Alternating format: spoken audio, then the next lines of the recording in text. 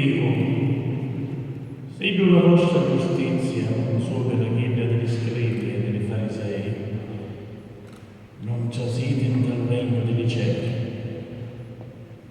Sapete ciò che ho detto all'antichi? Non accidere. Chi accide è sottoposto a giudizio. Ma io vi dico, cosa raggia contro il frate è sottoposto a giudizio?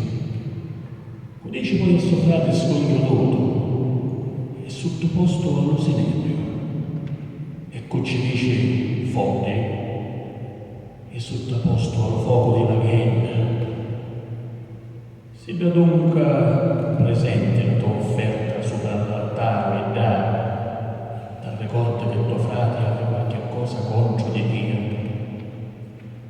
Lascia già il tuo dono davanti all'altare e va prima a pacificarti con tuo frate e poi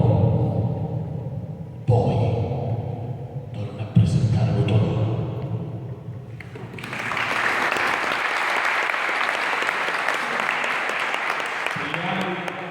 Il segreto, leggere Carmela Parola. Quando ubriachi, non usciatevi simili alle procriti che amano ubriare stanno dritti dalle sinagoghe e dalle riunioni delle chiese, perché si guardate da loro. In verità vi dico, hanno già ricevuto la sua ricompensa. Tu invece, quando preghi, già sei andato a cuore e chiusa la porta.